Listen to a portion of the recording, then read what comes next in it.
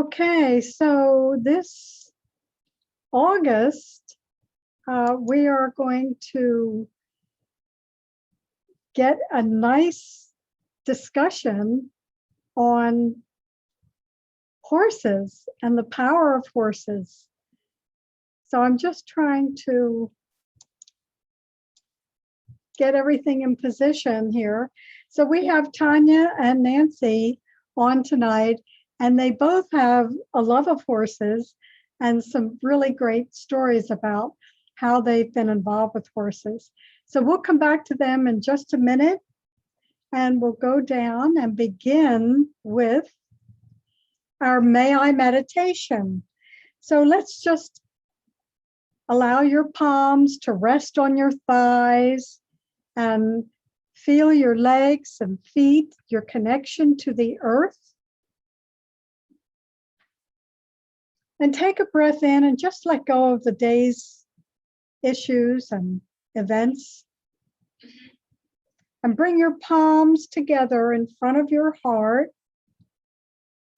bringing that right and left side of the brain together, making that connection.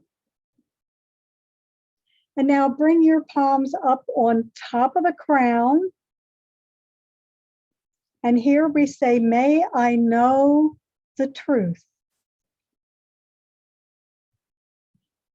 We bring our thumbs right to the third eye area. And here we say, may I see and hear the truth. We come off the lips. May I speak the truth. We come down to the heart again. May I speak the truth through my heart, opening our palms to all of humanity. And then we're going to add in this invitation to invite the divine in to guide the body, mind, heart, and soul. So here we have the chakras, and we are going to come up to the crown center,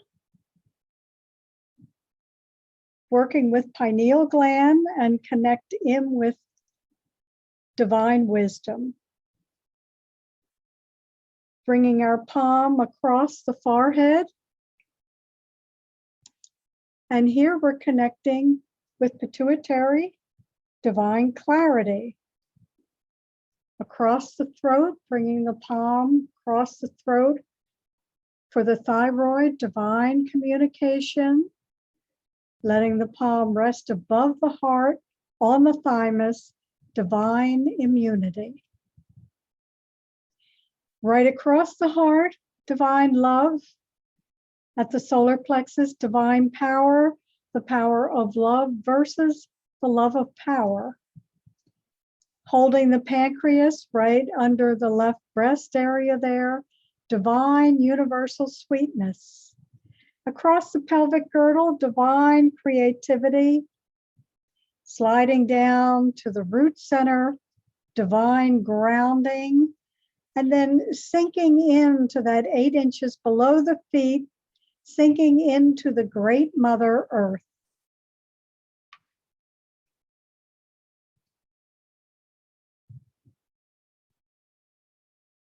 So taking a breath, letting go, and now we're going to come back. I have a picture, a great picture of a gal riding a horse at a rodeo with the American flag, and a current picture of the new Ford Mustang, which has that horse on the front and reminds us about horsepower. So I'm going to stop there and ask Tanya if she would like to speak, because I know that she got involved with horses in a very unusual way, and that's actually how we originally met. So Tanya, tell us about your connection with horses that has now been quite a number of years and all the courses you've taken. You're muted, sorry. There you go. There we go. It was actually my husband's idea. I did not grow up with horses or wish I had one when I got older, didn't have a pony, but he used to go to the racetrack when he was in high school with buddies around Atlantic City or Libertyville or whatever. And I probably should have taken a clue when we were dating that probably 70% of the dates were to the track. But we were actually married 42 years ago today. Oh, So this is our anniversary. congratulations. And we probably dated close to 2 years. And at any rate, it was 1991 when he came home, and it was a day or two before his birthday, all excited with this great opportunity to take a 20% share of a promising 3-year-old standardbred. Now, the kind of horses that we're involved with are the sulky kind of horses. So I said, sure, I just kind of went along for the ride. And I'll tell you, we made wonderful friendships, but I still was not, you know, my granddaughter looks at me and she goes, Nana, why are you standing so far with your arm out to that horse? Because I was like, horses were foreign to me. Well, it didn't take any time. Actually, it did take a while, probably 7 or 8 years. And we were building a second office and I was working long days and the horses were here at Garden State. We live in Cherry Hill. And so we were blocks away. And I would go over late at night and we had this stallion who was like a pet. And he'd be laying down and I'd sit on the stall floor with them. And I'd go over early in the morning and take muffins. But the bottom line is, the first time I walked a horse by myself, you would have thought I was an Olympic, you know, champion. I thought it was such a big deal. And then we ended up 2 of our mares.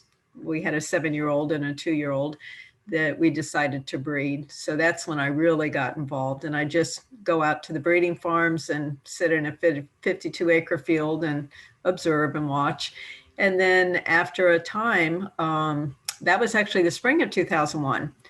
And then just based on some experiences I had, I just decided, my husband's an eye doctor and I've been working in the practice 50 hours a week since 1982, never missing a day.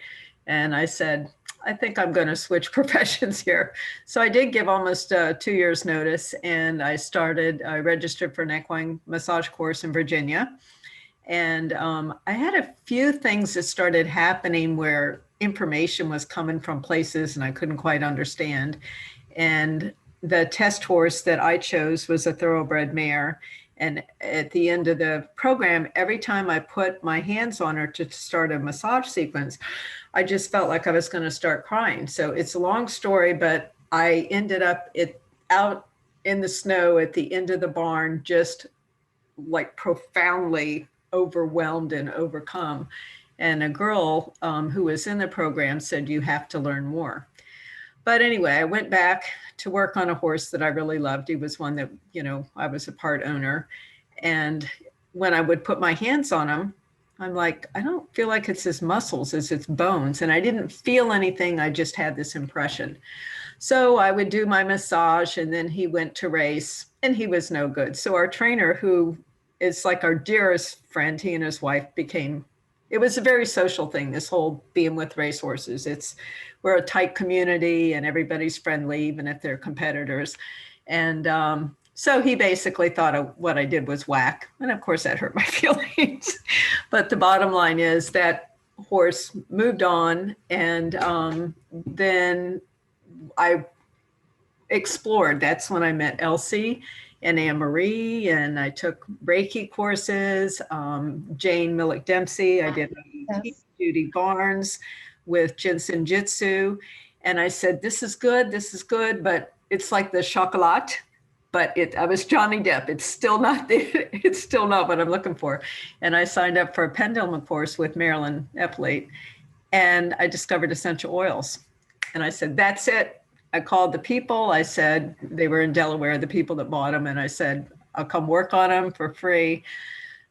Long story short, he had just passed the very area that I just had a sense. And he did go to New Bolton and they had some suspect issues in the shoulder. But a few months later, they found that he had a broken shoulder and they had to put him down.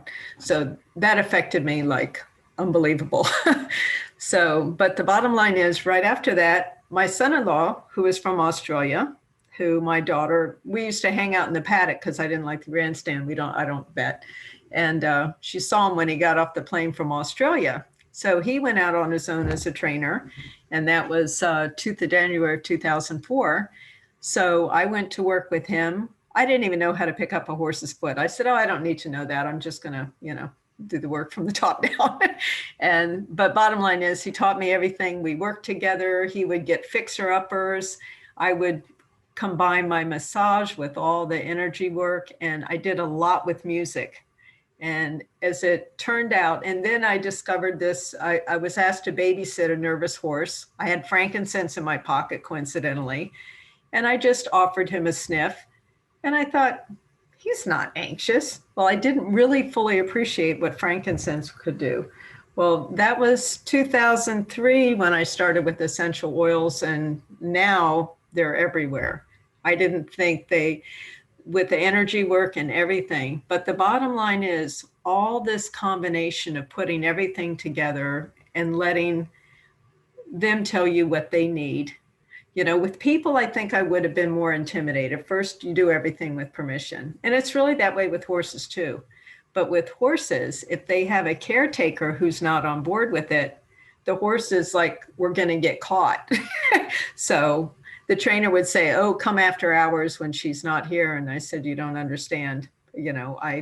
Everybody has to be. So working with like-minded people is the best way for it to work. And I'm telling you, it was just like when I found Elsie and Anne-Marie and then everybody else, and it was just like somebody opened double wide doors and the light just came blasting in. And it's part of what I do with people. I ended up just after Mr. Muscleman, there was one horse after another, young ones, and they all became champions. And my favorite thing, because I just adore the mamas and babies and those important relationships, all the ones that I worked on, even though they would race competitively for years, their babies are now coming around and they're very well adjusted and talented. So it's fun to see stuff come full circle. And I would say since 2005.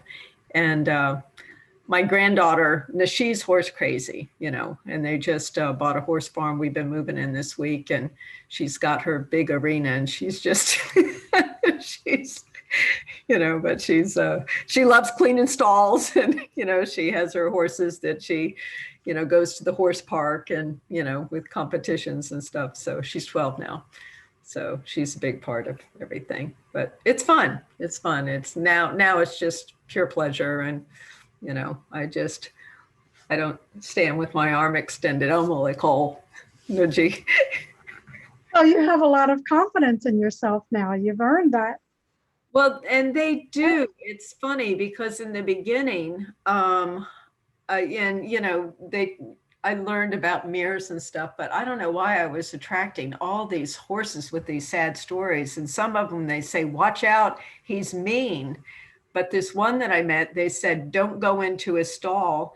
And I sat on a blacksmith stool after hours one night, and he had his head, and it's just, I was so glad nobody was there because I could not, it was like this pulley thing where they release and pass it on to you. And so, of course, you learn about protecting your energy and stuff like that. But I'm kind of like SpongeBob. I just suck it all up and blow it out. Right. But the one thing that was very interesting after my experience with Komodo dragon, instead of getting impressions, and this was really bizarre, but now I accept it, I would get a physical, like if it was their left front ankle, it would be my left wrist, or their knee was my elbow, or their stifle was my knee. And sure enough, it would get x-rayed, and but I have to say, oh, is there any chance they are a little off here and there? And so that part of it it's kind of fun. People who know me just say, what do you think? So I don't always, and all horses don't share. Some of them don't want you to know about a weakness, but a lot of them are big crybabies and tell you every sticker they stepped on. Great. It's fun. Well, such an exciting adventure, and especially with the new horse farm not far from you. Yeah, great. The best part, my daughter and son-in-law have a brood mare, and that's just my favorite. Is I would spend years just in a field, just observing and watching, and so they're gonna have 3 mares and babies out in the field behind their house, and now I can go on the pretense of cleaning the barn or something. No. Spend time with the horses. Well, thank you, Tanya. And I want to also invite Nancy. Nancy, you'll have to unmute yourself again to tell us her story, because she actually has a horse right close by, Dream. Okay, so you have to, Nancy, I'm sorry, you're still muted. There you go. Okay, so tell us a little bit about Dream, because you and I worked together for Dream. We did after I got him. Now, the idea is that I was born in the year of the horse, so apparently there's some basic connection there.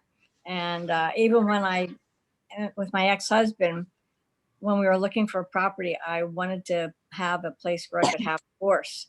So that was my motivating factor. And we purchased a home, and I had ground, and I had a horse, a pony, 2 dogs, a cat. And then my husband and I divorced, and I kept the horse. So what can I say? My priorities.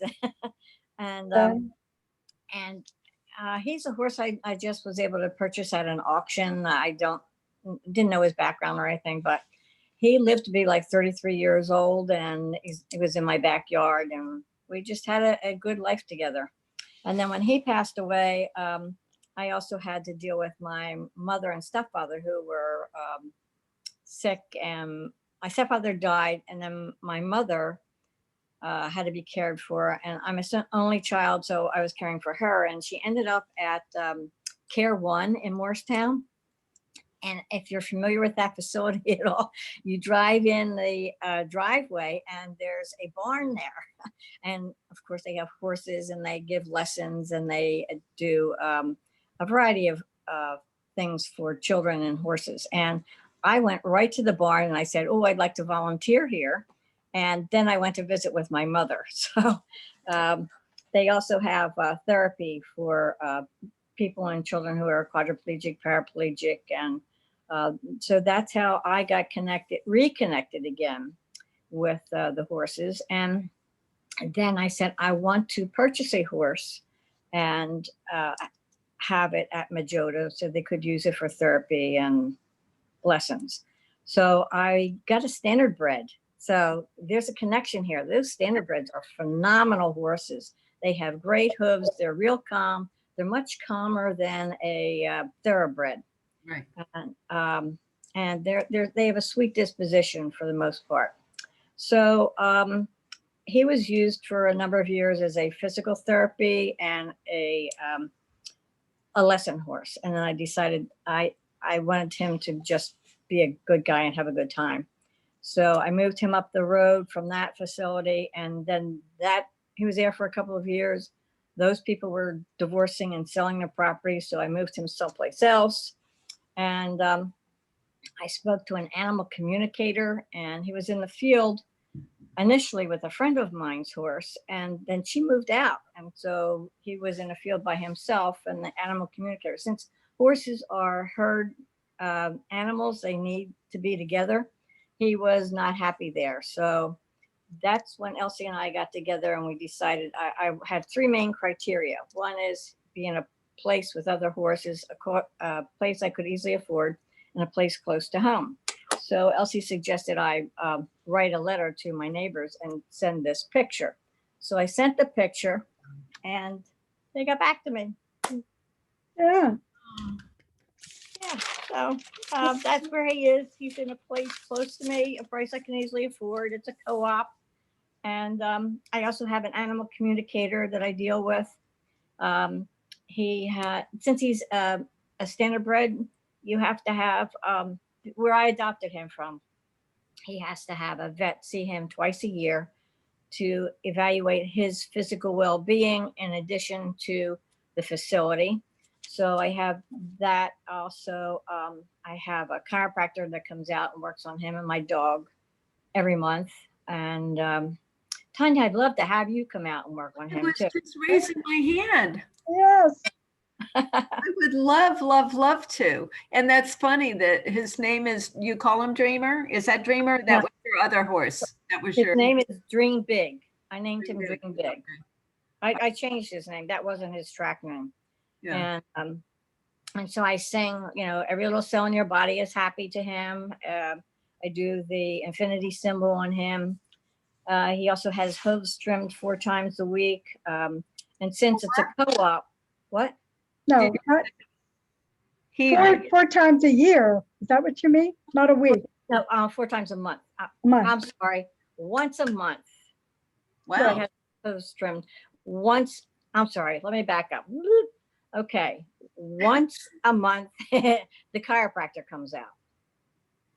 Once a month, the hooves are trimmed. Okay.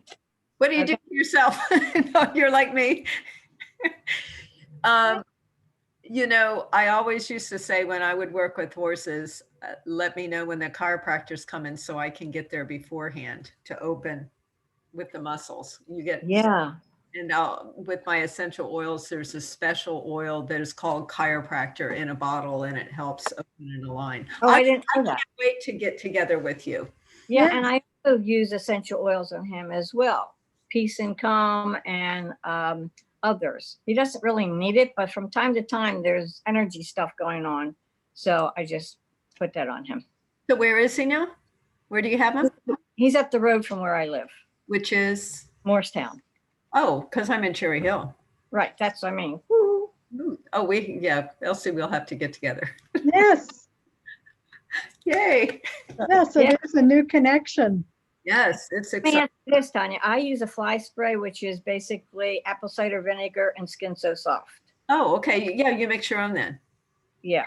You know, I'm one of my favorites. It's really hard to get is marigold. It's called Equus, and I don't. They used to call it fly spray, and now I don't know why they don't. But it is wonderful because marigold is like so nurturing for the skin. Actually, marigold is part of the calendula, and for eczema and stuff like that, skin issues, marigold's wonderful. But yeah, the fly spray, that's the best. The the Avon, right? Oh, yeah. Yeah. And apple cider vinegar is, yeah, we And it smells good. And, you know, it's not like it. toxic. It's not yeah, I toxic at all. don't like the talk. I'm like, you know. Yeah, and he doesn't wear shoes. I just have him trimmed and no bed or anything. I don't ride at all. I just play with him on the ground. Oh, good. Does he have a friend where he is? Oh yeah, there are a total of 5 horses there, so they can switch in different fields. All except for one, the mare. The mare doesn't want to be around anybody. Oh, okay. Yeah, I've known about this. I see him where, you know, some that are my son-in-law's, you know, the mare like bosses, like the gelding around, you know, like, you know. Well, when a mare is in heat, they Yeah. do their thing to the males, and then when the male gets close, they go, go Yeah. away. You don't know me that well. You know. So that's basically it. But we'll Great. definitely absolutely have to connect. Absolutely, yes. Because that's one of my dreams. I'd love to have a place where I have somebody massage and do essential oils and all that for the horses. Just nurture them, like be a spa for retired horses. I can't tell you all the years and all the horses I've done. One girl just had like a small percentage, and the horse was doing so well, and they said, oh, we don't need to, you know, have this, you know, these therapy sessions. So she would say, if I take you to the movie and, you know, can you come sneak back to the barn at night? Because I know he really needs it. His name, they called him Miller. His name was Beer Summit.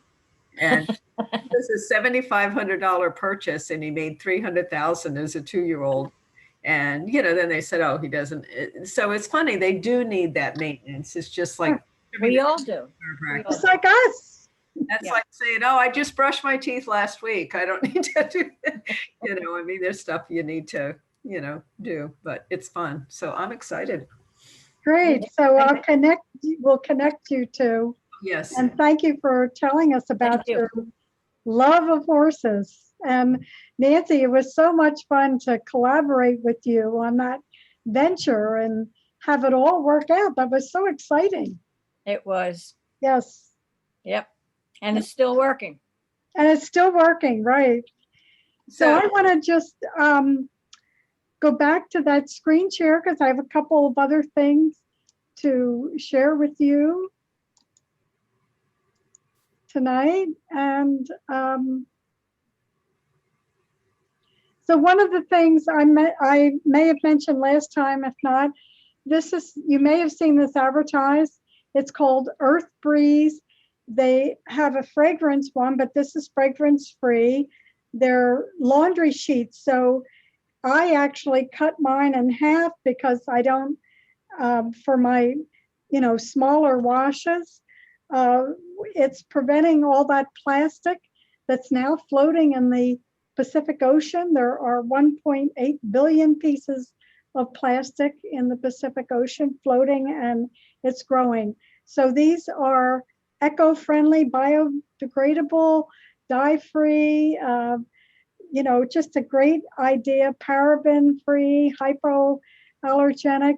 So if you're interested, look them up, give them a try. I'll send this link again to you so you can learn more about them. They ship them right to you. They also donate when you purchase. They donate some to like women's shelters. And so they're looking to be not only eco-friendly, but also to contribute to society. And I wanted to mention that if you are interested in just having things on hand in case you need them, ivermectin, zinc, and hydrochloroquine have been documented to be very successful with any, you know, with COVID or the Delta variant.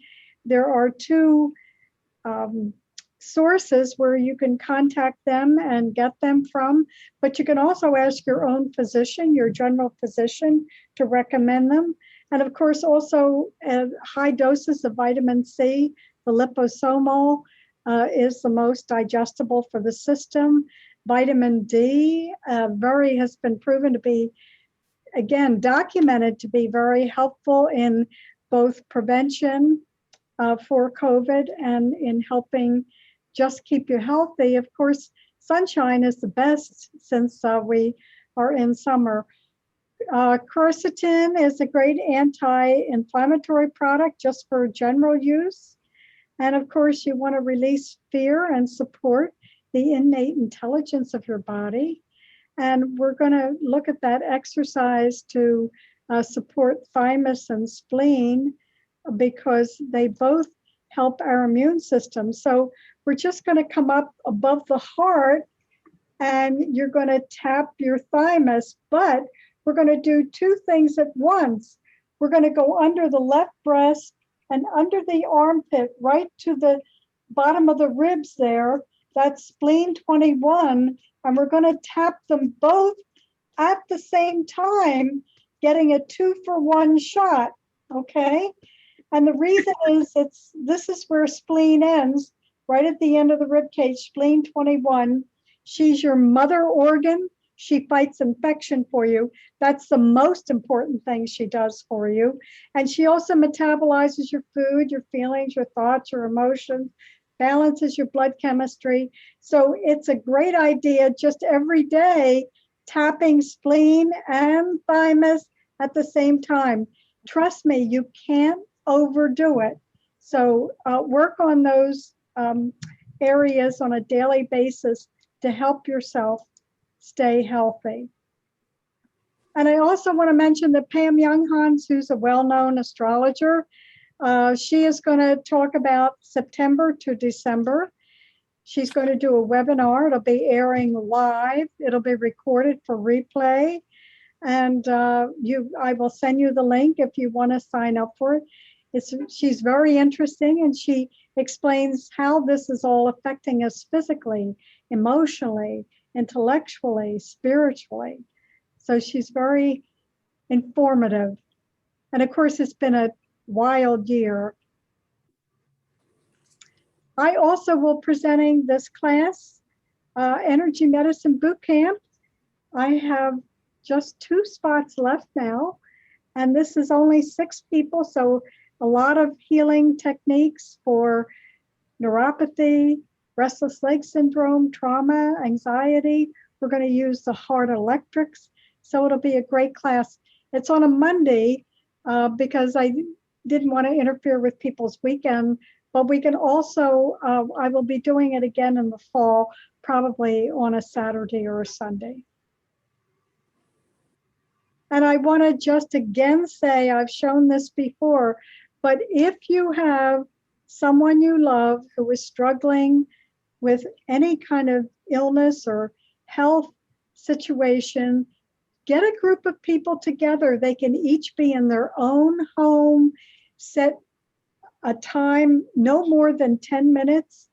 Ask that person to just be rested and relaxed in their favorite chair or wherever, and just send healing from your heart to them. It's incredibly powerful. And based on everything we're dealing with today, we need that group energy, that group healing. So we do those supercharged healings at the end of the evening every time that we meet for our webinar. And I again invite you, if you have not, create your own prayer bowl, and even invite you to bring that with you when we have our monthly webinars here. We can also bring in their healing needs as well. So our list continues to grow. This was page 1. And I added Shelley Meredith, who joined us. And we also have Ann Busby, who's another participant. And here's page 2.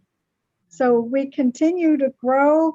I encourage you to send in advance anybody that needs some help.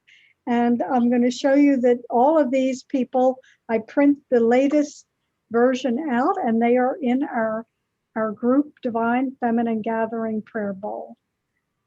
So when we do the Divine Feminine Prayer Bowl work, we're actually breathing in the power of love, compassion, gratitude, resilience.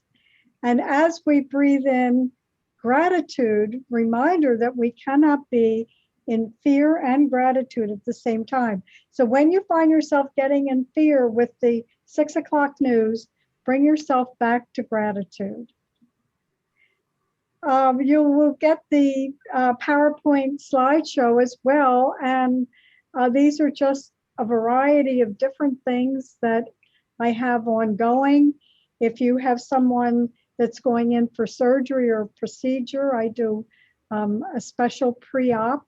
We also did some before and after meditations that you can purchase on the website. If you want to unlock your abundance, I'll help you do that. It's an hour via Zoom.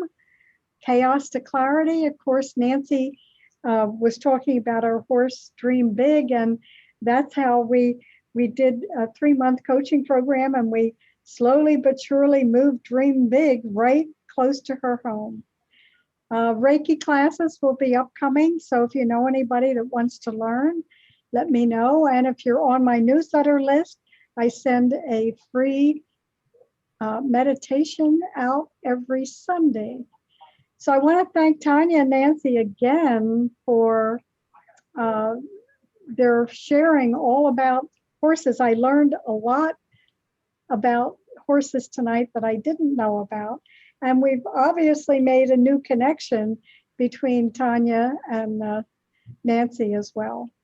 I'm excited. Yes. So I want to come back in and I want to just ask if anyone, first of all, has any questions for Nancy or Tanya, or any questions about what I just put up on the slideshow, or any questions in general. If so, please just feel free to unmute yourself and ask. This is Marie. I have a comment for Tanya. Yes. It's really exciting what you said. I have a niece who really is into horses. She would love to hear, And in fact, she was moving out to Washington State, but she changed her mind and she came back to Philadelphia. But she goes for horse lessons every week. I think, I'm not exactly sure. She changed the place where she goes, but one place was near the airport, I think. But in fact, her parents came in from Washington just lately, and she took them out to see her, ride. But I don't know whether one of the things that I do in therapy, Tanya, is, and I don't know whether you're aware of this, is the emotion code. Are you familiar with the emotion code? A little bit, but I don't know enough to, like practice it. Uh-huh. Well, the interesting thing is there's a book called The Emotion Code, and in it tells the story. He tells the story, Dr. Bradley Nelson, that how he cured a horse by the whole emotion code idea. He has it in his book. And it very much connected with what you were saying. But the thing was, the horse really was affected. I think it was like his knee or something that was the problem. And they didn't know what was the problem. But when he worked with him in the emotion code, they found out that there was a bird in the barn that fell and died. And this horse was affected by it. Oh, wow. And so he worked with the emotion code on the horse, and the horse was fine.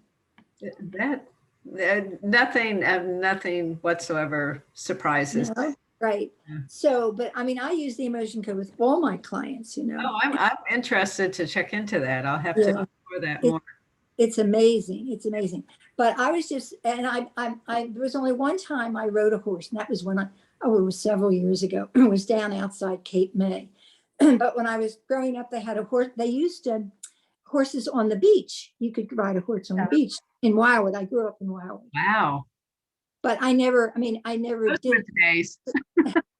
I never did it to the extent that you did. And of course, then I'm a sister of St. Joseph. So of course I got away from all that. We don't ride horses in our community. I have to tell you, I don't actually, it sounds terrible, but I don't ride. It was the animal abuse. No, I'm just joking. Right, no, but I still know people that have someday it's on my list as soon as I get all those other things crossed off. My granddaughter is 12, and her dad trains the standardbred horses, and she grew up on their back even before she could sit up. He'd leave the horse ride, and now she actually, just. And I think it's wonderful, but she wants me to come out and see her ride, and I'm going to be doing it. I'm sure within the next couple. She's 40. She's 40. Oh, okay. She's an opera singer, and she has sung all over the world. But since COVID, they've all canceled out. It's been, and so she's really struggling financially. Because so many groups. Are wiped out from all that. Yeah. But she would love to have heard you talk about that. And also, what the other woman's name is? I forget. To talk tonight. Nancy? Yeah. Well, I can send it to Marie. I'll send you the replay and you can send it to her. Oh, that would be okay. And so she can hear Tanya and Nancy talking about all this. Should be thrilled. Thank you so much. And I have a question for you, Nancy. Your horse who you adopted, was it through the Standardbred Retirement Foundation? Yes. That's the way you're explaining it. My daughter was, when she got out of college, she went to Rosemont, but she actually transferred to Rider and graduated from there. And, we've been involved since, like I say, since 91. So she worked with them for a while. But I know one of the founders, her husband's he's retired from, he was what do you call a driver of the horses. Yeah. Beautiful, wonderful man. And but they are very strict, you know, as far as they're very good about following, you know, the horses, you know. That's what I love about them, because so many groups, whether the greyhounds or the thoroughbreds, they don't do the follow-up. Yeah. Once you adopt an animal, that's it. They don't follow up. No, they, you know, so I mean, I'm glad that you appreciate that. Sometimes it seems a little invasive, like, you know, but it's wonderful. And as far as you were talking about the therapy thing, that was what I initially explored before massage. But then I was kind of concerned, who takes care of the horses that provide therapy for the people? So that might be on my list one of these days. That's it. Yeah. The therapist for the therapy horse. I would love to do that, because they do have to absorb a lot of energy. Not all of it is positive, you know. Right. Some of the children are autistic, and Exactly. some are quadriplegic or paraplegic.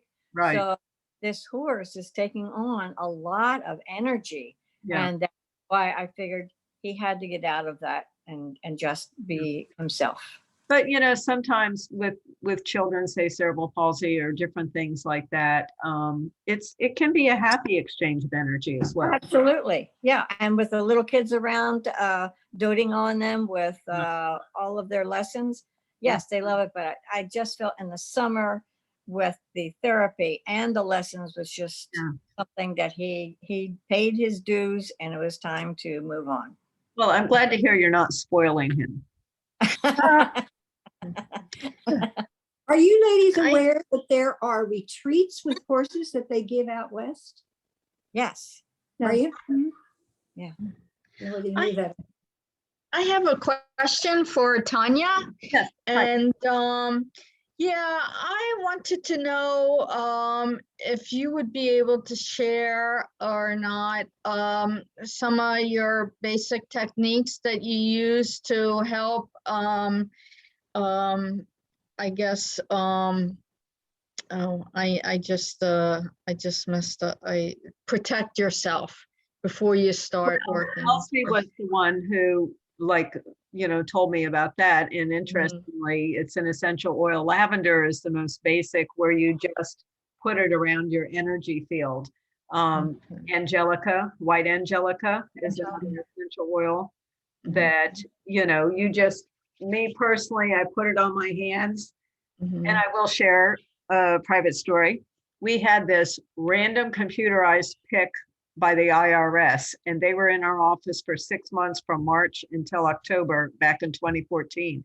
And I think it's because, you know, my husband is an optometrist. He has 2 practices. We have racehorses, and I was doing therapy. So they probably thought we had too many 1099s, whatever. But anyway, they came into our office. They wouldn't even talk to our accountant. They said, if we have a question, we'll call and you know, from your phone. You know what I did? And I'm real anal with my bookkeeping. I brought in the boxes because I'm still a paper person. And this was back in 2014. I literally did lavender around everything, even though she was there. And I said, I have nothing to hide and she has a job to do. It was 6 months of annoying, bothersome stuff, but we got a refund.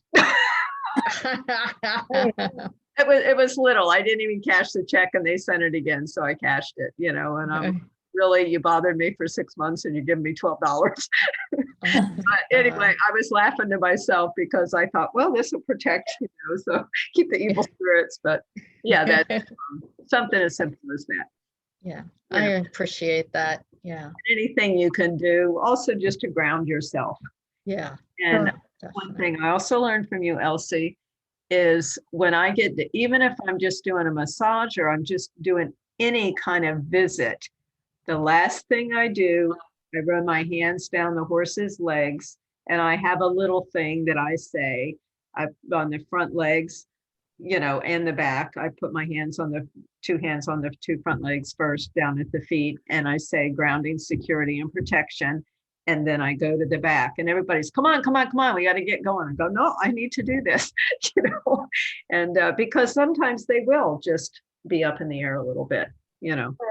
So you do that after you work on them? After I work on them. And if I'm even in there for a visit for a short time before I walk away, I break my energy and bring them, Why?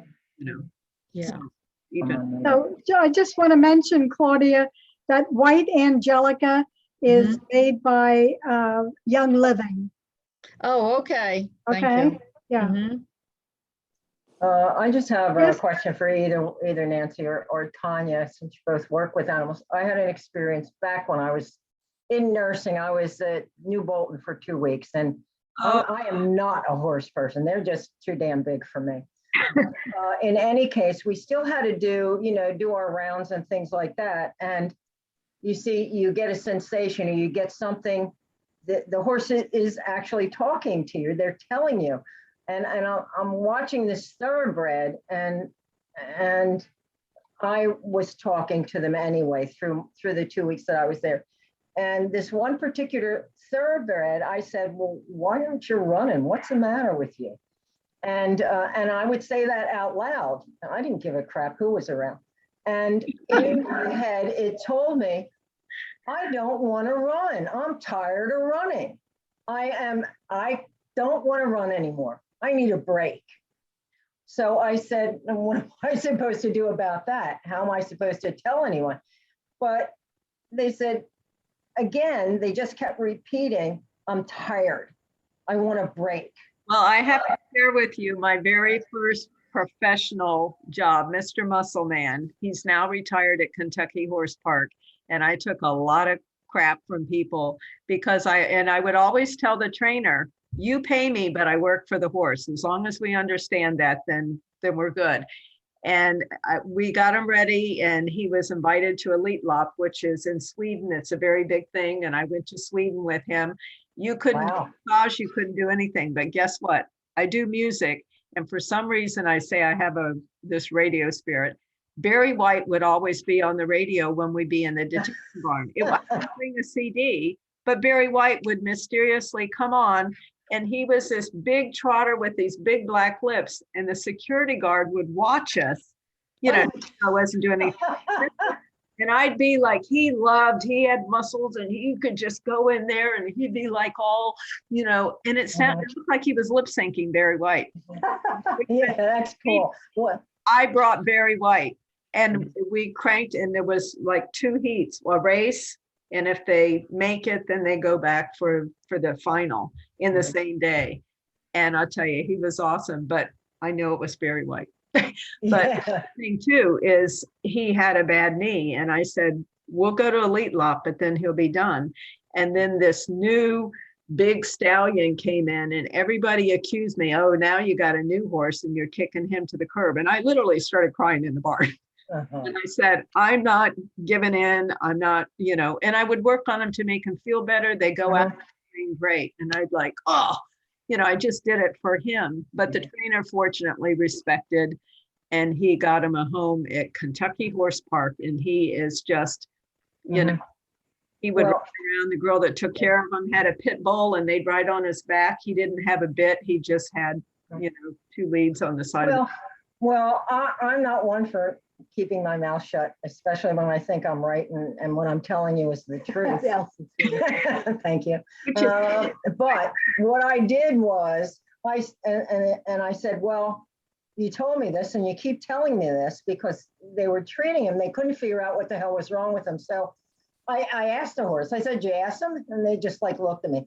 So you're talking about medical people that we can't go by today's world, but in the past, medical people, show me the evidence. And I said to these people, I said, I know what's wrong. And they said, you do? I mean, I was just a lowly, training to be a nurse. And I said, yeah. I said, he doesn't want to run, give him a break. And they looked at me and said, and I'm talking several of these doctors, who, you know what I mean. Yeah. I'm sure you've met some. But anyway, several of them. And I just gave it right back to them. I said, I'm telling you what's wrong with this horse. Doesn't need medication. It needs time off. This is a thoroughbred. That's what they do. I said, not this one. Yeah. I said, not this So, one. I said, do He with what paid you those training bills. do with what you want. I mean, that was an experience for me. So I wanted to know how you got around that kind of thing. I mean, it was a while ago, but Actually, I would in the early days, like one time we had this beautiful young filly, and she would go out and they couldn't figure out, she'd get kind of lame, like after a couple, trips around the track, and the two vets were there. They were pulsing her and checking her. And I walked into the barn, as she came off the track. And it wasn't like I physically felt something. I just said, do they ever get, like, that was way, way long time ago, before it was really when I didn't even touch horses. And I said, do they ever get a like a blockage in the groin or whatever? So the doctor pulses her, the vet pulses her. She had strongylese, which is this worm. oh geez, yeah, I know what that is. It was all beginning to be collateral circulation. But she went out to one of my favorite farms, which is Peretti, and she had beautiful babies, and I would go visit Wonderful. her, but Good the for thing you. about my Komodo dragon, that was the first time, and one of the few times, he actually spoke English in my ears. My partners decided to sell him, and I brought a friend down from Canada, and I said, he's going to go cheap. I'll come there and work on him. I love this horse. Took him into the barn. This is up at the Meadowlands, the night of Big Meadowlands Pace. It was in July. And I went to, the security guard knew me, so he let me in there. I wasn't, really full-fledged doing therapy, just like a little bit. And I went to hug him, and he wrapped his neck around my back, me Wow. off the ground in like English in my ears. Wow. Let me go, something's wrong with me. And the next day he was sold, and everybody was saying, oh, you're just all sentimental because you love the horse. And you couldn't make them understand. And I actually, from the owners, they sent me a copy of the report. He was up in Canada because we had staked him, thinking he was going to be this, great horse. Yeah. It was back in August of 2003 when all the power went out in the Northeast. Yes. So they couldn't really do a full-fledged permanent good x-ray. But when I just ran across that thing again, exactly where every time I put my hand and said it's in his bones, he had a fracture there. Just seriously, it wasn't like he got hit or injured or anything. Stress fracture of some I sort. don't know, but they had to put him down, Wow, that's sad.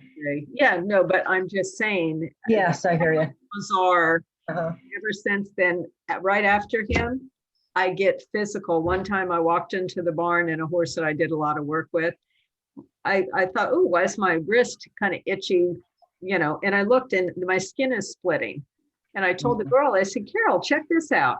And I showed her my left wrist. She picked up the horse's left foot. She said, look at this. She has a split with her hoof.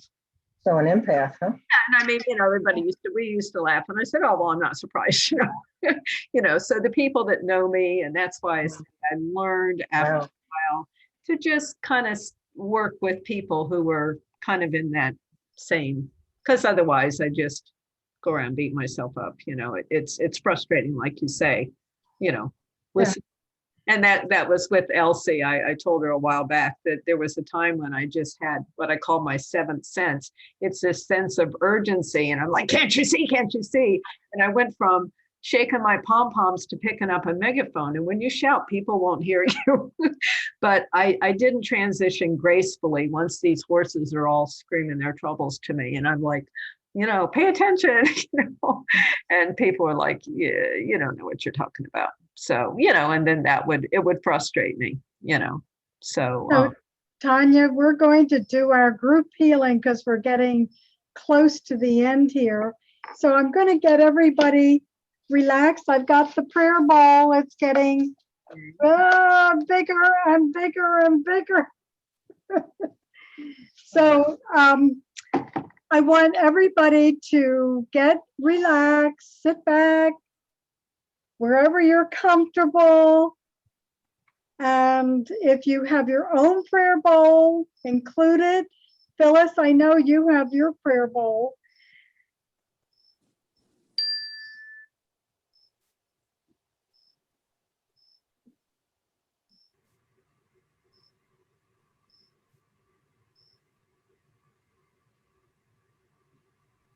So everyone, just close your eyes and take a breath. And just come into your heart center in the area right between your chest.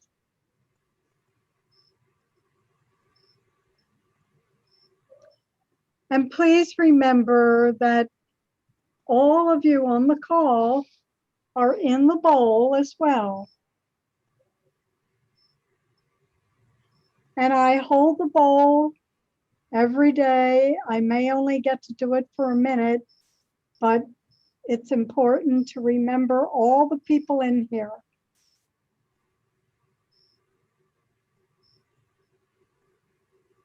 So I'm going to invite you to place one hand over the other at your heart center.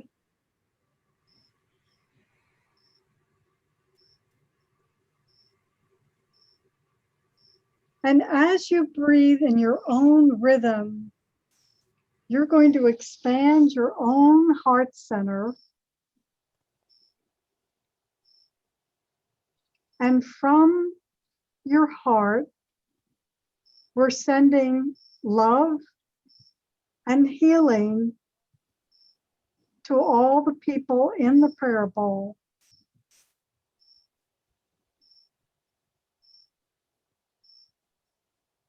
There's no special agenda, no attachment, just for the highest purpose.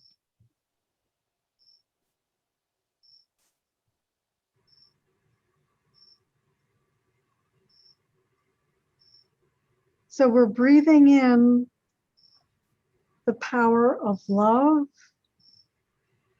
compassion, gratitude, and resilience. And we're gently sending that out.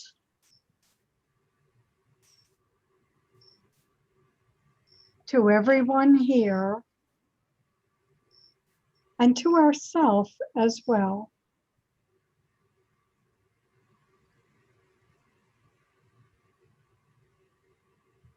And I want to add that Dr. Joe Dispenza continually reminds us that we are worthy to receive and worthy to give healing. So we're reminding everyone in the bowl they are worthy to receive, reminding ourselves so that we can take in and receive.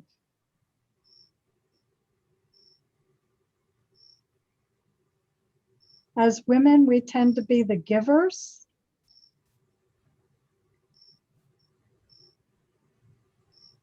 The caretakers, and the peacemakers. So we're taking this time to receive for ourselves.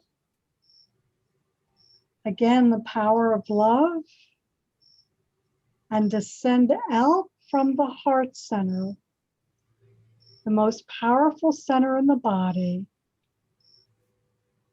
love, healing, and blessings to all of the people in the prayer bowl for the highest purpose.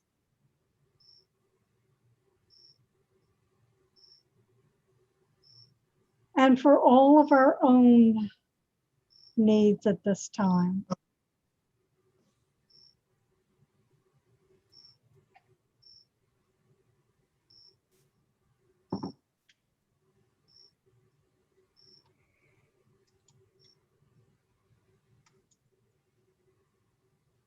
And now I'm going to invite everyone, you have your hands over the heart center, and I'm going to invite you to bring your palms into prayer position.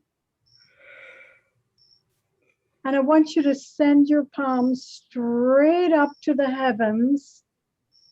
Open your palms and just look up to the heavens and ask the great divine for whatever it is you need at this time.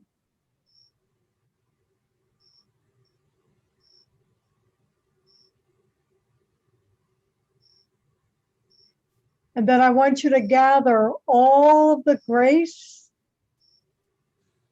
of the heavens back down into your heart.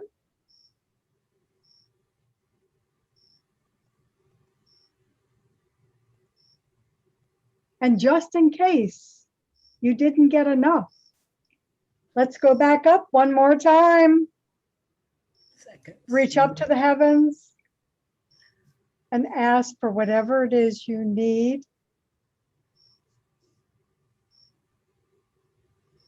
And want for your own personal healing as well. And again, gathering all the grace from the universe, bringing it back down into your heart center.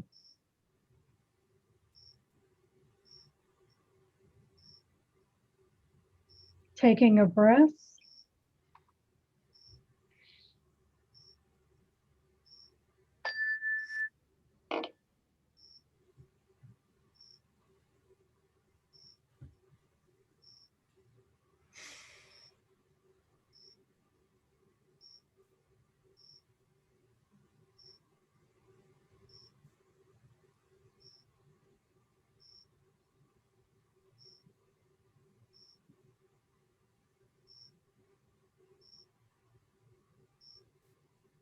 So thanks everyone for joining me tonight. And Tanya and Nancy, I'll make your connection, email connection. And Marie, I'll make sure when you get the replay, just send that to your niece.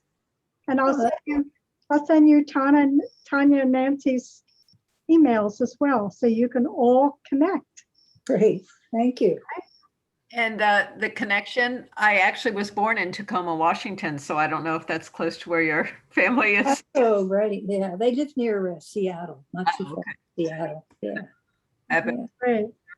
Oh, really? Yeah, it's a beautiful area. At least it was. I don't know whether it's changed or not. I haven't been out there for a while. Yeah. Thank you, But- Elsie. Yeah. You're welcome. So Yeah, I'll see everyone the end of September. And Thank we you. are going to have Julia Donnelly on, and she's going to talk all about the passion test. So get ready to talk about your passions. Nancy, you know a little about that. And have a great Labor Day ahead as we begin to say goodbye to summer. Okay? All right. Hi, everybody. everyone. Thank you. Bye. Thanks. Thanks, Have a Elsie. blessed week, everybody. Thank you. Thank you. You're welcome.